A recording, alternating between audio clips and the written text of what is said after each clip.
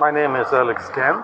I'm running Jewish heritage tours and genealogy for the last 20 years, mostly in the western Ukraine, also in central, eastern, in Odessa, in Poland, in different central European countries. And also I do quite a lot of tours around the Jewish sites of the Central Europe and around my native city of Lviv in particular. So now we are by the most important Jewish site of the city, the entrance to the synagogue called the Golden Rois. The synagogue was erected here in the middle of the 16th century by the Jewish merchant who decided first to build the synagogue for himself and later decided to share this synagogue with the whole community of the city. However, he was not lucky for a while because the area was disputed between him and the Jesuits, the monk Jesuits.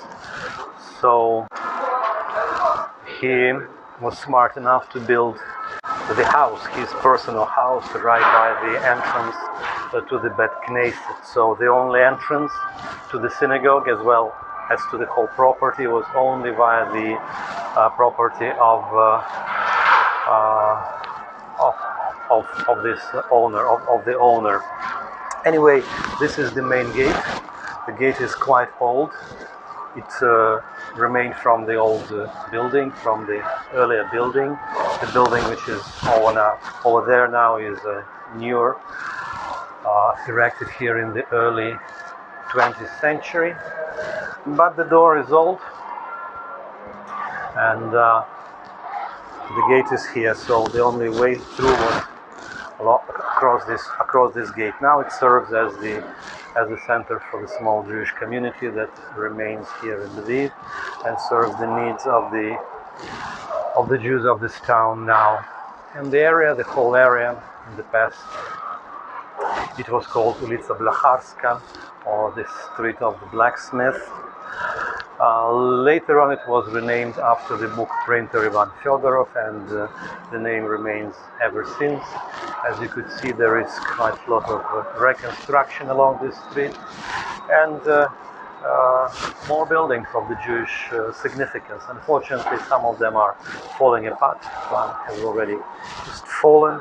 This one is still here. The remains of the synagogue are still behind this gate. So we'll continue with the building of the Kehila.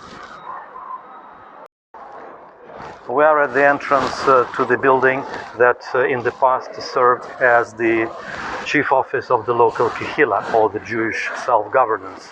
You see there is still mezuzah niche at the entrance to this house. So here was the Jewish self-governance, or Kehila, as well as the Jewish courts, or the courts of Dayan. The building is located approximately 100 meters from the house of Nachmanovich, or the synagogue of the Gold Rose that we've been by before. And it was located right at the entrance to the Jewish quarter from the side of Ulica Ruska, or the Ruthenian Street, which was the part of the Greek Orthodox community of this city. So in the Middle Ages there were two Jewish communities in this city. One was called the community of Śródmieście, or the downtown area, and the other was called the community of Przedmieście, the community of the suburban area. And they were different on different social levels. This community of the downtown area was richer. People were able to pay taxes to the city, to have the possibility to live inside the walled city, to be better protected. And the other community was poorer, so they did not have enough money for that. On the other hand, their synagogue was very fortified, was like a fortress, and it was located right by the city walls. So the distance between the houses of this community and two synagogues that were here was within the Shabbat distance, so it took a couple of minutes to walk from any residential house to one of two synagogues of this area. So from here we shall walk to the area of the suburban community and the suburban synagogue to see what they looked like, to try to imagine what they looked like. Most of the buildings were ruined. The site of the synagogue that was called the Reformed Synagogue or the Temple that was erected here in the middle of the 19th century in the classical style for the needs of the wealthier Jewish community of the city. This was a fairly large building occupying this whole square, and the members were the richer and the rather circular people. The building was some sort of similar to the synagogue in Jerusalem at King George Street. Also very large building, beautiful building, looking inside like a theater. And most of the Jews who were members of this congregation, they were Yiddish, German, and Polish-speaking people who were very instrumental and very prosperous in this community. The first thing that Nazis did in 1941 on their invasion of the city, they had put dynamite under this magnificent building and blew it up. So they showed on the very first days of their occupation their position against the Jewish population. Now the only thing that remained is a little staircase and a little memorial plaque that is located on the other side of this square. Unfortunately, now it's a place of meeting of different marginal people. I call them members of the House of the Lords, and some of them are sitting around and drinking their inexpensive booze at the moment. There were two synagogues. The one over there is just a fence and some abandoned area. There was the synagogue called Bożnica Przedmieście, or the suburban synagogue, which was also ruined by the Nazis in 1942. And right here, all the way in front of me, was the Hasidic synagogue, ultra-Orthodox Hasidic synagogue, that stayed here between the end of the 18th century until 1942. So Nazis blew it up in this year. So the building was first devastated by the Russian soldiers on their invasion of the city in 1914. There was a fire. Then during the interbellum period it was restored, and then blown up by the Nazis in 1942. So this whole square was this ultra-Orthodox Hasidic synagogue. And the yellow building over there was the largest Yiddish library in the city, the largest collection of Yiddish books in the whole Galicia. Now it works as the library of the foreign language books. Okay. So we're at Vieshova Street, or the happy or the joyful street, which was another center of the Jewish settlements. And here is the house with the old ghosts from the past, signs in the Yiddish language and in the Polish language. And here lived a hatter. Here was a workshop of a Mad Hatter. Actually, the family now lives in Brooklyn, part of New York, and the area is neglected.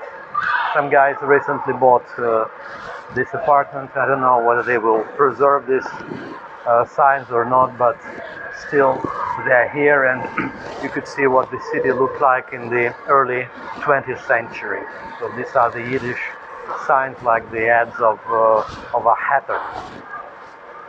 So we're by the ultra-Orthodox synagogue of Chertkovo Trend that was built here in the early 19th century. So this building consists of the Betzknesset, the main auditorium, and the school, which is located on the right-hand side. The synagogue was located in the poorer area of the city, nearby the square of St. Theodore. that was used for trading wheat in the past. Many Jews who lived in this area were involved in trading wheat. The synagogue served as a regular house of prayer until the times of the Nazi occupation. In 1941, the Jews were forced out from here to the ghetto area and exterminated. And the Nazis preserved the synagogue for one sole reason, that they needed it for a horse stable. Kept their horses inside this building. This is why the building survived. Altogether, before the Shoah in the city were around 50 synagogues. Out of them, only 2 survived. So this is one of 2 synagogue buildings that survived the Shoah. After the war ended in 1944, the building was returned back to the Jewish community, to those Jews who managed to survive the Holocaust, rescued by the righteous Christians, or who were hidden in the underground, or served in the Red Army, or who survived by some other ways, by getting the counterfeit documents. Anyway, it served from 44 until 64. In 64, the rabbi of the synagogue died, and this was the reason for the Soviets to close it. And the building from 64 was used as a gym, as a sport for sportive exercises. In 1991, the synagogue was returned back to the Jewish community, named after Shalom Aleichem, and led by Mr. Arkady Porchamovsky, who was involved in construction of a number of Shoah remembrance places. Now the building belongs to the Jewish Secular Society, led by Alexander Nazar, and they're doing their best to maintain this building somehow. However, you see the size of this building and the number of the members of this community are disproportional. They really need a lot of assistance, and difficult to get one. Anyway, someone is coming out. Okay, so this is the end of our small tour today, and we shall continue in a couple of days.